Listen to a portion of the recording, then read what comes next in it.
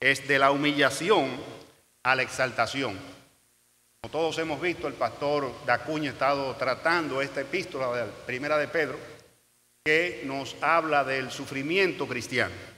Pero ya en esta porción que Dios mediante vamos a concluir en esta mañana, pues vamos a hablar de la exaltación. Ya hemos sido humillados, ahora vamos a ver cómo el Señor nos exalta. Así que la verdad central de este estudio es que si queremos ser exaltados por Dios, debemos nosotros humillarnos delante de Él. A la mayoría de nosotros, hermanos, siendo sinceros, nos gustan los reconocimientos, nos gusta que nos reconozcan lo que hacemos.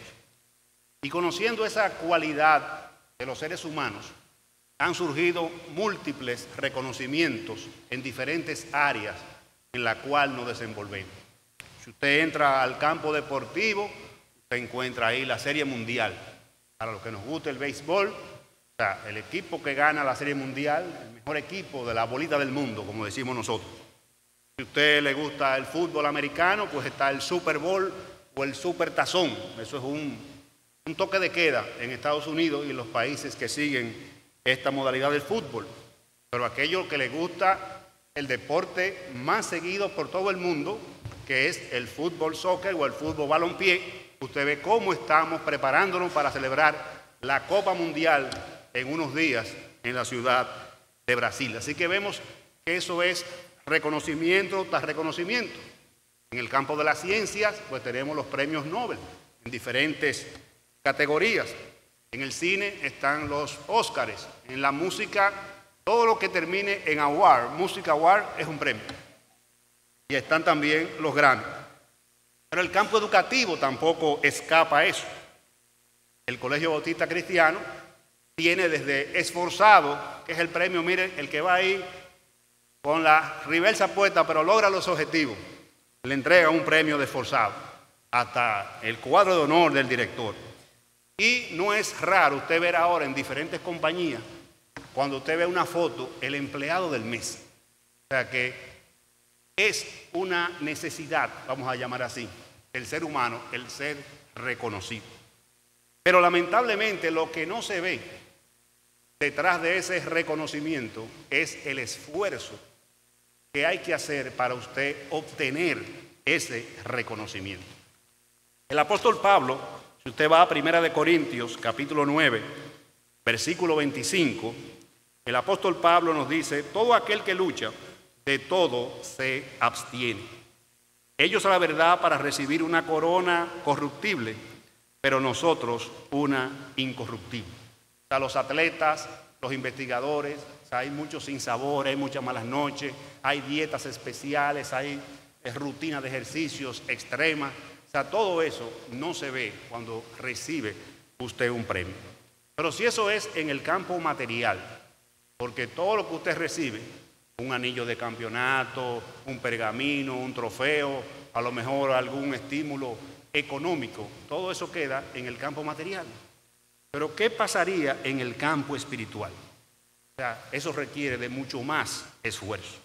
Pero nosotros somos tan insensatos que queremos que nos reconozcan en el campo espiritual, pero sin sacrificio. No queremos sacrificio. ¿Por qué? Porque estamos tan influenciados por esta cultura posmoderna donde todo es inmediato, flash, inmediato, a un clic. Un día va a ser a medio clic de distancia. O sea, todo rápido. Y queremos ese reconocimiento de esa misma forma. El apóstol Pedro, en esta porción aquí, nos va a presentar un reconocimiento después que ha tratado en toda la epístola del sufrimiento. Y hoy está muy de moda los cursos de doble titulación. Usted se inscribe en una universidad local, esa universidad tiene un acuerdo con una universidad extranjera y usted estudiando aquí le entregan el título de aquí y el título de aquella universidad fuera. Pues mire, el apóstol Pedro tiene para usted un reconocimiento no solamente en 2 áreas, sino en 4 áreas que el apóstol Pedro nos va a dar las claves de obtener ese reconocimiento. Pero vamos a orar, vamos a pedir la bendición del Señor para iniciar entonces este estudio. Padre celestial, Dios bueno, Dios bendito, Señor, te damos las gracias por tu palabra, Señor, gracias por las enseñanzas que en ellas están contenidas. Yo te pido ahora que tú me ayudes, Señor, a poder comunicar estas verdades que tú me has mostrado a través del estudio de esta porción de tu palabra, Señor, para que tú suplas, Señor, la necesidad espiritual de cada uno. Yo te pido que tu Espíritu Santo, Señor, intervenga para fortalecernos en el carácter, hacernos más semejantes a Cristo. Padre, y si alguien está aquí que no te conoce, también sea motivado, sea inquietado, Señor, a buscar de la salvación. Te lo pedimos, Señor, en el nombre de Cristo Jesús. Pues bien, vamos al texto, Primera de Pedro, capítulo 5. Vamos a empezar en el versículo 5 hasta el versículo 14, donde termina la epístola. Dice: igualmente, jóvenes, estad sujetos a los ancianos, y todos sumisos unos a otros, revestidos de humildad, porque Dios resiste a los soberbios y da gracia a los humildes. Este podría llamarse el versículo puente entre todo lo que estamos tratando anteriormente acerca de el sufrimiento, de la humillación, y lo que vamos a tratar a partir de ese versículo donde empieza el proceso de la exaltación. Pedro se dirige aquí primordialmente a los jóvenes. El término igualmente, ya anteriormente el apóstol había hablado de las esposas que se sujeten a sus maridos. Entonces dice ahora igualmente, eso podríamos conectarlo con eso. Y se refiere primordialmente a los jóvenes, porque como todos sabemos, una de las características de la juventud es la rebeldía. O dicho de otra manera, una de las características de la madurez espiritual es usted estar sujeto a sus autoridades. Y todos hemos pasado por esa etapa de rebeldía. Yo tenía unos 10 o 12 años, le estoy hablando final de la década de los 60, principio de los 70. Yo tenía una bicicleta, pero en mi mente, influenciado por la cultura hippie, la cultura rebelde, las motocicletas de moda, yo pensaba que yo tenía una Harley, una motocicleta Harley Davidson. Entonces yo un viernes le quité el tapacadena a la bicicleta, le quité los guardalodos, busqué una camisa vieja del colegio que era un azul marino intenso, le corté las mangas, le quité los botones, esa era mi chaqueta de cuero para montar la bicicleta, y un pote de cloro se cortaba y se le ponía en los rayos de la bicicleta para que hiciera ruido como si fuera una bicicleta. Una cachucha negra del mejor equipo de las Águilas Cibaeñas para completar entonces el atuendo de esa motocicleta que yo quería montar. Mi padre me vio en el proceso de desarmar la bicicleta y me preguntó que si se había dañado la bicicleta. Yo le dije que no, que ahora se usaban así. Él, aunque no tenía una instrucción formal académica, tenía una gran sabiduría natural, y me preguntó que si yo no pensaba que si la gente que fabricaron la bicicleta sabían que eso no se usaba, no se lo hubieran puesto. Yo en mi sabiduría de niño de 10 años le dije, no, es que ahora se usan así porque son racing. El viejo no me preguntó, gracias a Dios, qué significaba racing, porque yo tampoco le iba a saber explicar qué significaba racing. Pero llegó el sábado y me fui a montar mi bicicleta. Cuando retorné de montar bicicleta, me veo el ruedo del pantalón lleno de grasa negra. Cuando me quito el chaleco de cuero, le veo unas rayas y medio a medio de lodo porque había llovido en esos días. Lavé la bicicleta, le puse su tapacadena y su guardalodo y hasta ahí fue mi experiencia en el grupo Harley. Hermano, Dios muchas veces actúa así con nosotros. En su cuidado amoroso, Él permite que nos ensuciemos de lodo, que nos ensuciemos de grasa, para que aprendamos a obedecerle y a no ser rebelde, porque Él nos da rienda suelta en su cuidado para que nosotros podamos aprender. Mire, el apóstol dice aquí, revestidos de humildad. Y la idea que da esa palabra es cuando usted se pone un delantal, se ciñe, se amarra, se anuda para servir. Entonces dice que la humildad debe cubrir todo nuestro cuerpo, es la expresión que está diciendo aquí. Es la expresión correcta. Estén envueltos de humildad. Y fíjese que dice, citando a Proverbios 3:34, porque Dios resiste a los soberbios y da gracia a los humildes.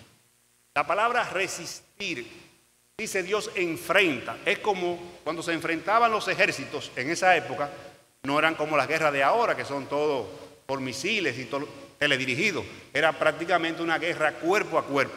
Pues la idea que está diciendo es que Dios nos sale al frente a nosotros y se nos pone frente a frente cuando nosotros actuamos, hermanos, con soberbia. Pero por el contrario, su gracia se extiende hacia los humildes, hermanos. Entonces, si nosotros queremos tener un reconocimiento de parte de Dios, lo primero que tenemos que nosotros ser es sumisos. Y ese es el primer punto, o sea, ser sumisos para poder tener el reconocimiento de parte de Dios. Versículo 6 dice, humillaos pues bajo la poderosa mano de Dios para que Él os exalte cuando fuere tiempo. Son términos no muy populares. Humillarse. Mire, la humildad no está de moda, me puede usted decir. Todo lo contrario, se premia ¿a qué? Al más astuto, al más sagaz, al que saca el tigre que hay dentro de ti, al que no teme las consecuencias. Eso es lo que el mundo premia. Pero la humillación no es premiada, ni tampoco era premiada cuando el apóstol Pedro escribió este epístola. Porque humillarse es usted colocarse por debajo de, o reconocer que usted no tiene las cualidades para ejercer un puesto al cual usted ha sido llamado, pero por la gracia de Dios usted desempeña esa función confiando en el Señor. Eso es ser una persona humilde, una persona que va a estar humillándose. Pero el apóstol Pedro especifica claramente debajo de quién tenemos que humillarnos. Dice, bajo la poderosa mano de Dios. Aquí Pedro está utilizando lo que se llama un antropomorfismo. Se le está dando forma de hombre a Dios, que es un espíritu, para que podamos tener una idea de qué poder tiene Dios. O sea, Pedro se imagina un brazo, o sea, todopoderoso, que sale de Dios. O sea, quien tiene todo el poder, no eres tú, no soy yo, es Dios. Por eso Pedro dice, humíllense bajo la poderosa mano de Dios, para que Él os exalte cuando fuere tiempo. Y aquí tenemos nosotros un doble problema. Por un lado, no queremos, hermanos, humillarnos. Y por otro lado, queremos que sea en el tiempo de nosotros el reconocimiento. O sea, va a ser en el tiempo de Dios. Tenemos que confiar que estamos en las mejores manos, en las manos de Dios. O sea, que va a ser a su tiempo. Y Él nos va a dar la gracia suficiente para disfrutar de esa exaltación cuando Él lo considere necesario. Decía un escritor que Dios no nos va a llevar a ningún sitio donde su gracia no nos alcance. O sea, cualquier situación que venga a tu vida, que venga a mi vida, ha pasado primero por las manos de Dios. Y Él tiene el control. Y es un Dios amoroso y tiene cuidado de nosotros. Por eso tenemos que descansar en esa gracia de Dios. O sea que ahí tenemos entonces que tener en cuenta ese punto de humillarnos, que es el segundo punto. Un tercer punto es la confianza. Y está en el versículo 7. Dice, echando toda vuestra ansiedad sobre Él, porque Él tiene cuidado de vosotros. Este es un versículo muy popular y lo utilizamos muy frecuente cuando queremos aconsejar a alguien que está luchando, o sea, con la ansiedad. Pues miren, en el Seminario Universitario Bautista utilizábamos en la clase de consejería un ejercicio con una serie de versículos y este era uno de ellos. Lo primero que se hacía era memorizar el versículo. En la semana lo leíamos, si era muy largo por parte o entero, después lo escribíamos varias veces, tomábamos una ficha, andábamos con la ficha, en un semáforo sacábamos la ficha, leíamos el versículo, Ya. Pero luego nos reuníamos, bueno, ya me sé el versículo de memoria. Pero vamos a suponer, hermano, que ya no sabemos ese versículo de memoria por razón de tiempo. El segundo ejercicio era la explicación. ¿Qué dice ese versículo? Entonces ya para eso necesitábamos unas herramientas, comentarios, diccionarios, libros de historias, libros de gramática, para sacarle el mayor provecho posible a ese versículo. Entonces, dice aquí, echando toda vuestra ansiedad sobre él. El apóstol Pedro, cuando utiliza esa expresión, da la idea de una persona que se despoja de una carga muy grande que le impide caminar.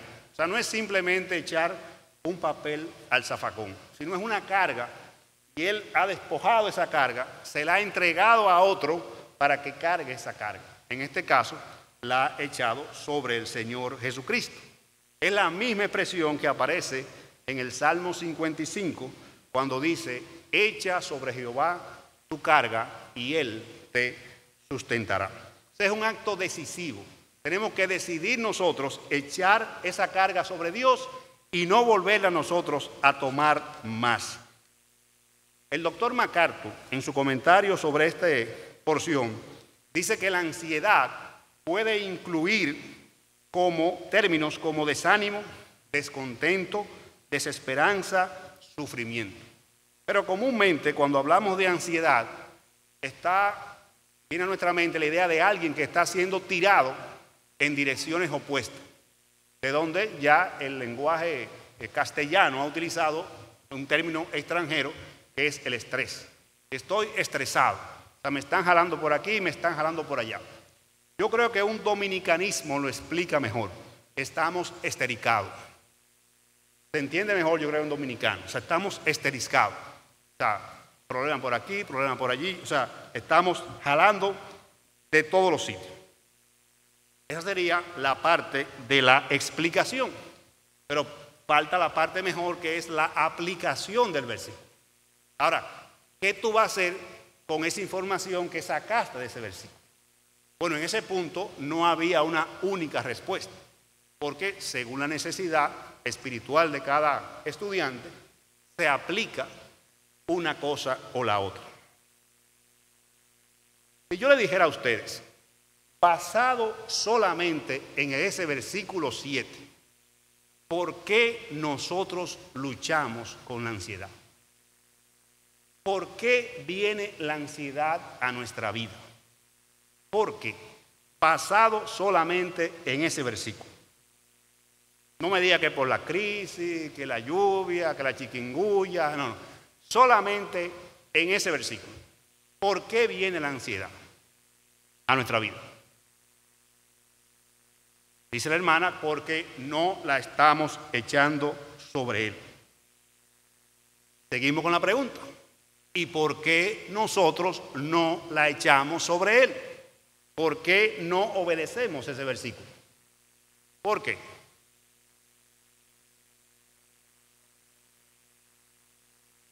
No confiamos en que Él va a recibir esa carga. Y si no confiamos en Él, ¿en quién estamos confiando nosotros? En nosotros mismos. Y hermanos, aunque no lo digamos con nuestra palabra, nuestra actitud, eso es lo que está diciendo. Yo me sé cuidar mejor que Dios. Y si yo digo eso, ¿cómo usted me cataloga, hermano? Aparte de loco, ¿cómo usted me cataloga? Soberbio, ¿qué más? Arrogante. Entonces, hermano, cobra vida ahora la recomendación del versículo 6.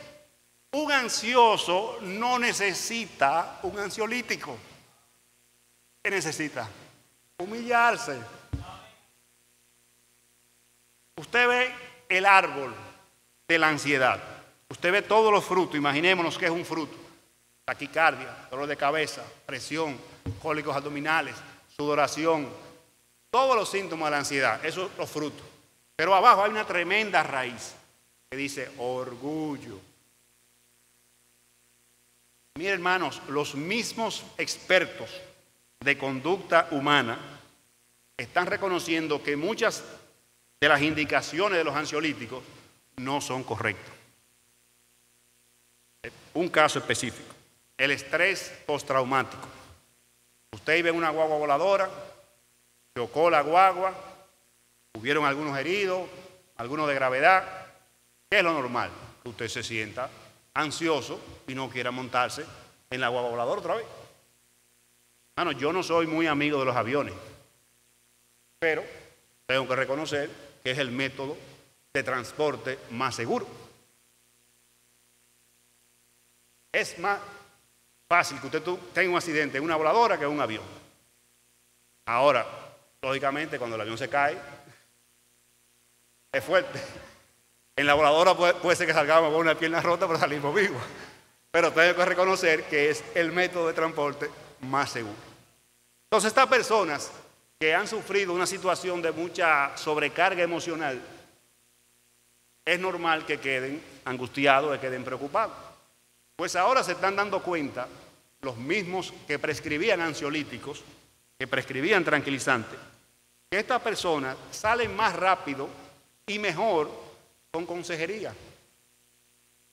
Ellos le llaman terapia racional emotiva. Eso simplemente es sentarse con la persona y decirle, mira, ¿cuántos millones de guaguas hay en el mundo? ¿Cuántas chocan? De los que chocan, ¿cuántos se mueren? Yo te entiendo que tú estés así, pero mira, vamos a buscar entonces en la palabra de Dios, si es creyente. Dios no está ajeno a eso. Dios tiene cuidado de eso. Y esa persona sale. Ahora, eso es un proceso. Toma tiempo. Y eso requiere de tiempo. Nosotros, es más fácil, influenciado, como dije ahorita, por la rapidez, tómese esta pastillita y duerma tranquilo.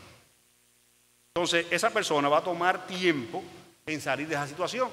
Entonces, eso es que tenemos que confiar en que Él tiene cuidado de nosotros, hermanos. Otra recomendación del apóstol Pedro se encuentra en el versículo 8. Dice, sed sobrios y velad, porque vuestro adversario el diablo, como león rugiente, anda buscando a quien devorar. Tenemos que tener una mente sobria. Porque una persona que está luchando con la ansiedad, lógicamente se encuentra nervioso, se encuentra inestable. Y Pedro, vamos a ver ahorita eso, que pasó por un proceso similar, dice, tenemos que estar sobrios. Es un poquito difícil definir la sobriedad. Si cogemos lo contrario a sobriedad es más fácil. Lo contrario a sobrio es ebrio. Y ebrio es un borracho. Entonces, como todos hemos visto a un borracho, es más fácil definir la sobriedad por el método del borracho. ¿Cómo está el borracho? Intranquilo, los sentidos alterados, habla muchísimo, abraza a muchísima gente.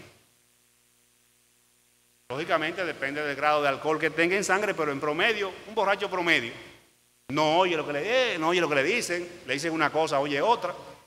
Dicen que ve a los policías desalmados y chiquitos, es más guapo que todo el mundo. Pues hermano, mire, todo lo contrario a eso. El sobrio es todo lo contrario a eso. Viene dada con el fruto del Espíritu, que es el dominio propio. Y habla de una capacidad de observar, de ver la realidad con una mente clara, hermano. Entonces, por eso, Pedro nos dice, tienen que estar sobrio y velando. Y en el mismo versículo 8, él da la razón. De porque hay un adversario, hay un enemigo que anda buscando para devorarnos, hermano. Yo le dijera en esta mañana, hermano, mire, me acaban de enviar un tweet y se escapó el león del zoológico y está aquí en el patio del colegio. O sea que cuando salgamos del culto, tengan cuidado porque está allá afuera el león. Probablemente eso es lo que va a mover a risa, porque es poco probable eso. Pero si el perro del vecino sale corriendo y se mete aquí en la cancha de baloncesto, cuando tengamos que salir, vamos a ver si me da tiempo a llegar al carro, Si no, entonces tranco la ventana a ver cómo yo manejo esta situación. Es la idea que está diciendo el apóstol Pedro aquí. O sea, tenemos que tener una mente sobria porque nuestro adversario, el diablo, está buscando a quien devorar. Y es interesante los dos calificativos que usa el apóstol Pedro aquí. Primero dice, vuestro adversario. Eso es un término que se usa en el lenguaje jurídico para utilizar el oponente legal.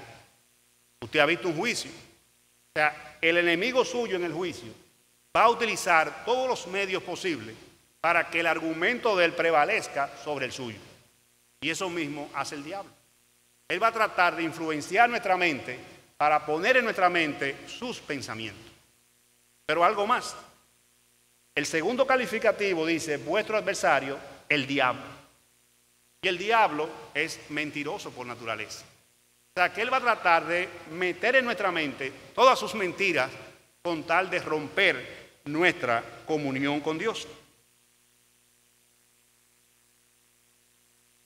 O sea que fíjense qué tipo de enemigo tenemos nosotros. O sea, con sobrada razón de seguir la recomendación del apóstol de sed sobrios y velad. Sed sobrios y velad. Y mire, el apóstol Pedro lo vivió por experiencia, como lo decía. Ustedes saben que Pedro era muy impulsivo. El Señor hacía una pregunta, nadie respondía de los 12, Pedro salía y respondía.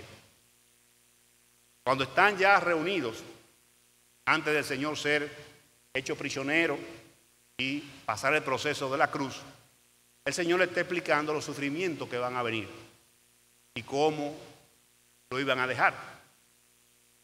Todos se quedaron callados. Todos se quedaron callados. ¿Qué dijo Pedro? Señor, mira, aunque todos se escandalicen, yo no. Yo cojo la cárcel. Es más, cárcel no, yo cojo la muerte contigo. El Señor lo conocía. Simón, el diablo ha pedido a ti para zarandearte como a trigo. Pero yo espero que tu fe no falte. Lo vemos en Lucas, capítulo 22, 31 y 32. Horas más tarde, el Señor es hecho prisionero. Pedro sigue a la comitiva, se van llevando a Jesús. ¿Qué pasó?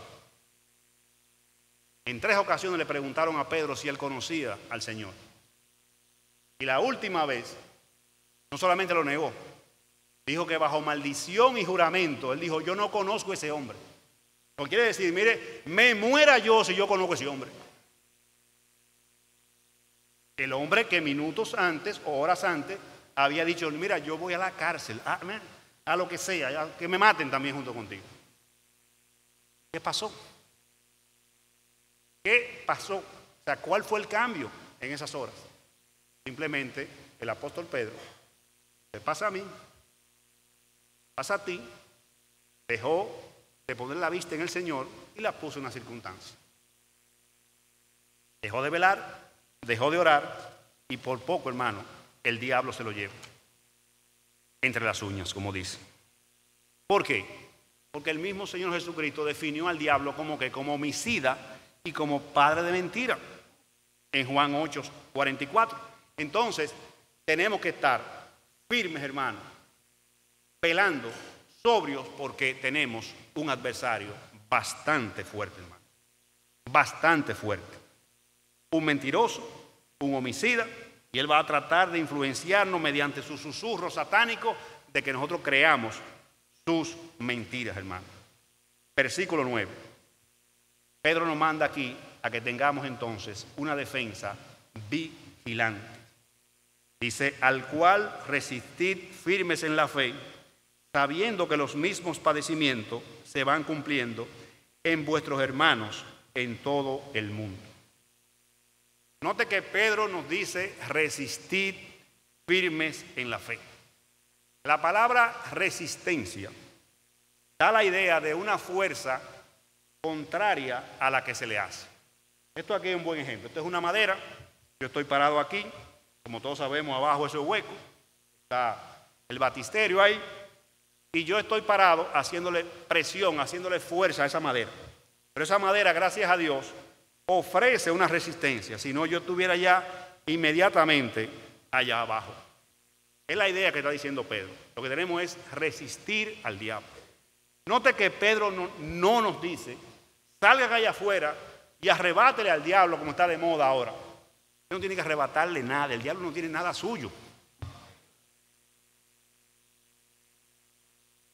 Nada. Por lo menos lo mío lo tiene Jesucristo. Si usted quiere, vaya y arrebate lo suyo a otra gente. Así que, hermano, mire, resistir firmes en la fe.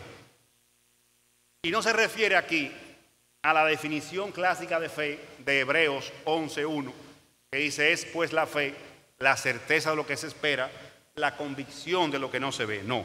Se refiere a todo el conjunto de enseñanzas, de doctrinas, de apoyo que hay en la palabra de Dios para esa lucha que tenemos contra el diablo.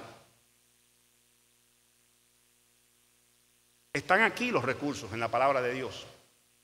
Tenemos que pasar tiempo con la palabra para poder enfrentar, llenar nuestra mente para poder enfrentar esos susurros que el diablo quiere sembrar en nosotros. Y algo interesante, cuando estamos luchando con la ansiedad, el enemigo, nuestro adversario, el diablo, manda un mensaje muy negativo que se apodera de nuestra mente. Eso solo te está pasando a ti. Eso es, miren, sumamente destructivo. Por eso Pedro dice que esos mismos padecimientos se van cumpliendo en todos vuestros hermanos en todo el mundo. O sea, tú no eres el único, hermano. Tú no eres el único. Yo no soy el único.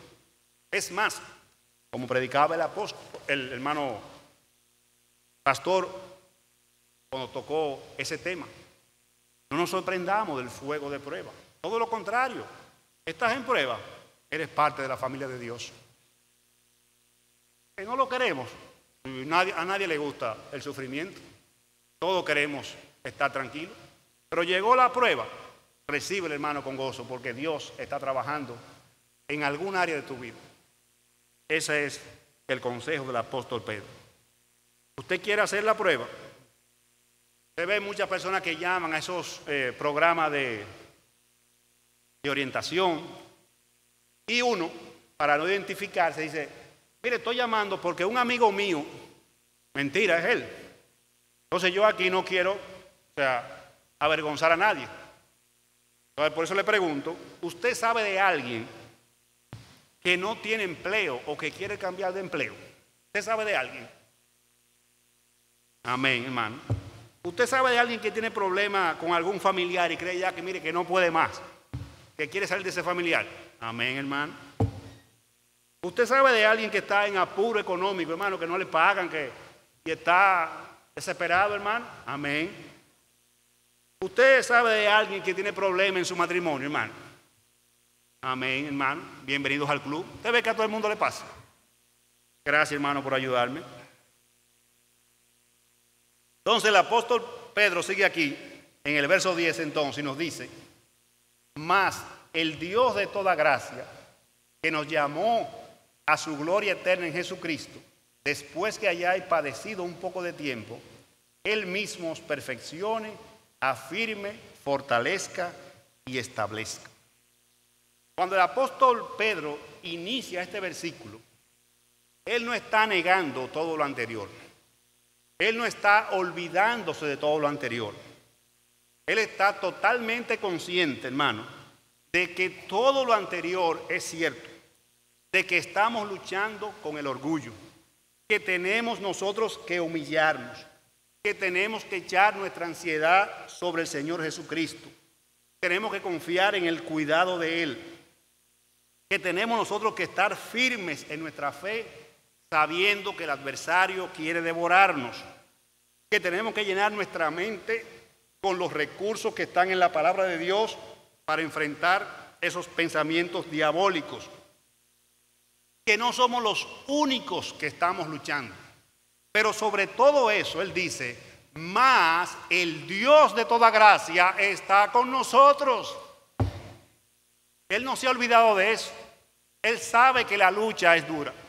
Pero él dice, mas, lo que está diciendo es, por encima de todo eso, el Dios de toda gracia está con ustedes. Y mire, en la única porción de la Biblia que aparece esa expresión es aquí. Mas el Dios de toda gracia. Pero dice algo más. Dice que nos llamó. Está hablando de la salvación. El mismo Dios que tuvo el poder para salvarte es el mismo Dios que tiene el poder para sostenerte y para restaurarte, mi hermano.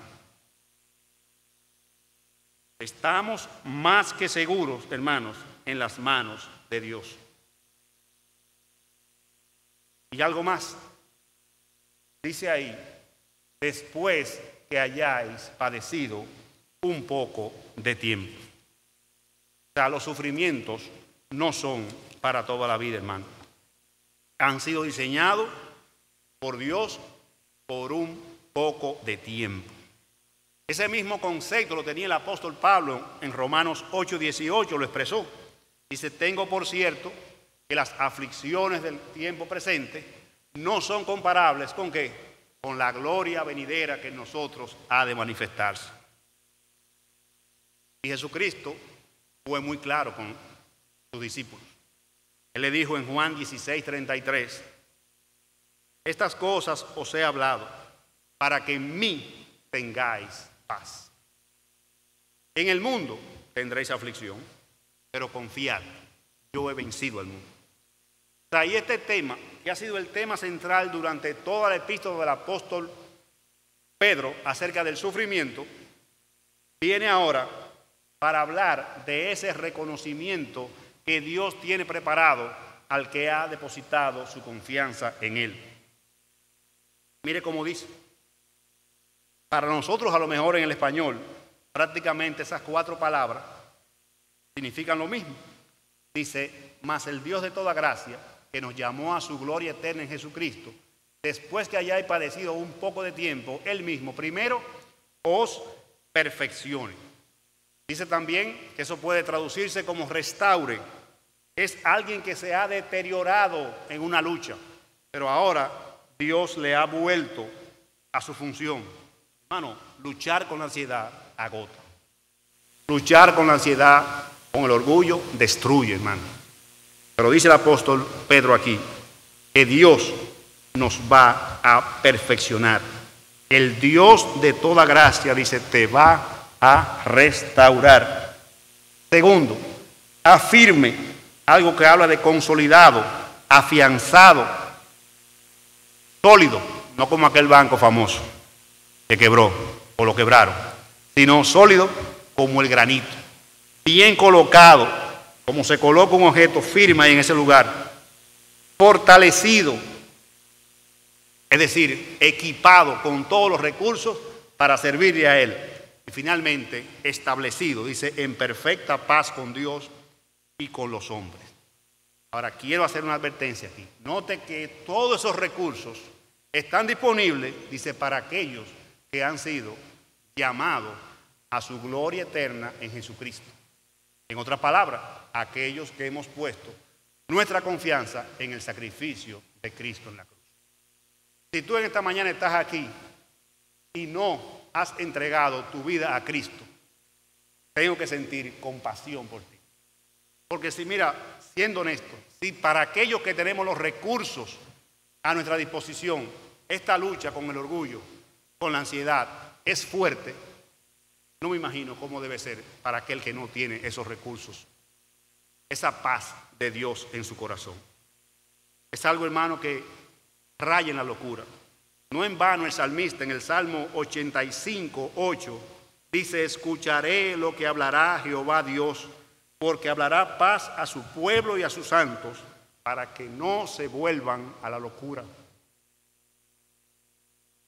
Amigo, vivir este mundo, vivir esta vida, sin escuchar, sin obedecer el consejo de Dios, es un factor que puede llevarte a la locura. es de volverse loco, hermano. Pero gracias a Dios que tenemos esos recursos en Cristo que nos da de su paz.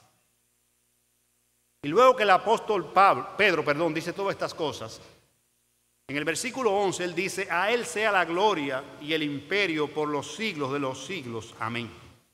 Yo creo, hermano, que no hay una forma mejor de concluir esa porción con una alabanza a Dios, con una doxología a Dios.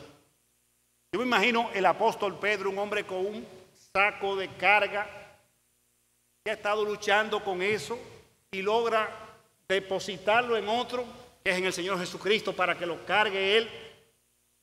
Y él inmediatamente entrega esa carga al Señor Jesucristo. Él se siente perfeccionado, afirmado, fortalecido, establecido. Un hombre nuevo. ¿Qué queda? Gloria a Dios, Señor. No queda otra expresión. Gloria a Dios. Gracias, Señor, por lo que tú has hecho por nosotros. Hermano, ahí pudiéramos concluir la carta. Porque lo que viene ahora es algo que no es popular. Ya hoy en día no se escriben cartas como se escribían. Ahora todo es correo electrónico o mensaje de texto. Y ahora viene lo que se llama una postdata. La postdata, en los tiempos antiguos, la fecha se ponía al final de la carta.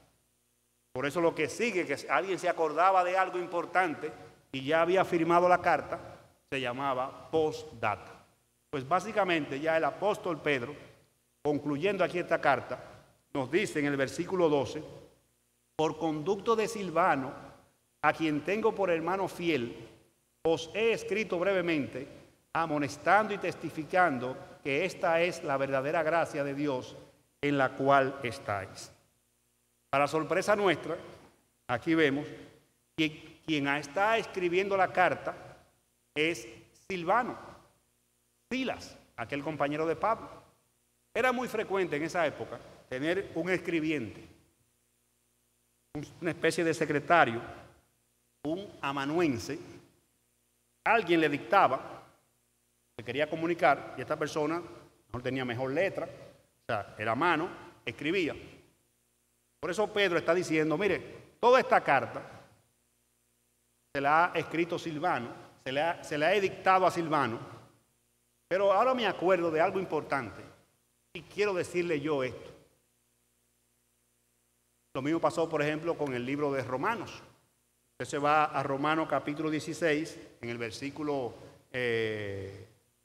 final ya, dice: yo, Tercio, escribí la epístola. O sea, fue Pablo que la escribió, pero se la dictó a Tercio y Tercio fue simplemente el escribiente. Pues el apóstol Pedro, sucede lo mismo aquí, ya le ha dictado a Silas esta carta y ahora se acuerda de algo muy importante. Él no quiere finalizar la carta sin recordarle esto a los hermanos.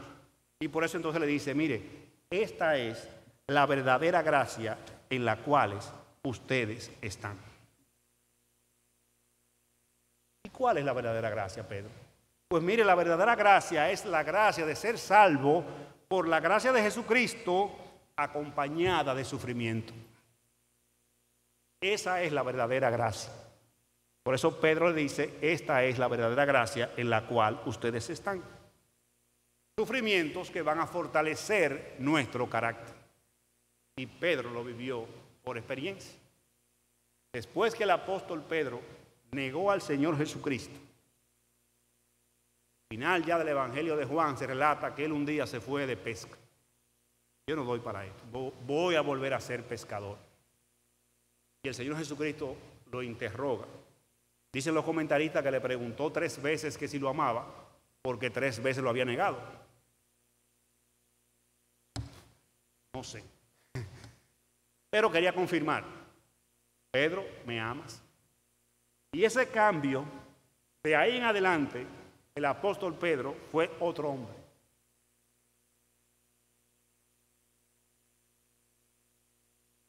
Fue necesario ese paso, ese proceso de sufrimiento del apóstol Pedro para transformarlo entonces en ese gran apóstol Pedro que vemos en el libro de los Hechos, que multitudes venían a los pies de Jesucristo por la predicación de Pedro. pero llegó un momento que él tuvo que ser enfrentado para mejorar, para fortalecer su carácter. Así que, hermano, no se deje engañar, amigo. Eso que predican por ahí, prosperidad, salud, sanidad, no sufrimiento, esa no es la verdadera gracia. No es la verdadera gracia. La verdadera gracia es esa: salvo por la gracia de Jesucristo y acompañada de sufrimiento para fortalecer nuestro carácter, hermano. Versículo 3. Dice: la iglesia que está en Babilonia, elegida juntamente con vosotros, y Marcos, mi hijo, os saluda. Esa iglesia que está en Babilonia es simplemente la iglesia que estaba en Roma. Recuerden también que Juan en el Apocalipsis se refiere a Roma como la gran Babilonia, en los capítulos 17 y 18. Aquí Pedro menciona a Marcos, que es el mismo Juan Marcos que le falló a Pablo, y se narra eso en el capítulo 13 del libro de los Hechos. Dice que iban para Antioquía y Juan Marcos decidió no acompañar. Eso, tiempo después, trajo una discrepancia entre Bernabé, que quería que llevaran consigo a Juan Marcos, y Pablo no quiso llevarlo. Y hubo una diferencia entre ellos dos. Pero aquí vemos que esa diferencia ya fue subsanada. Y el apóstol Pedro considera a Juan Marcos como su hijo en la fe. Fíjese cómo esa diferencia fue resuelta, y Pedro quería que la iglesia tuviera conocimiento de que ya él le consideraba como un hijo. Y finalmente, en el versículo 14, dice: saludaos unos a otros con ósculo de amor. Paz sea sobre todos vosotros los que estáis en Jesucristo. Amén.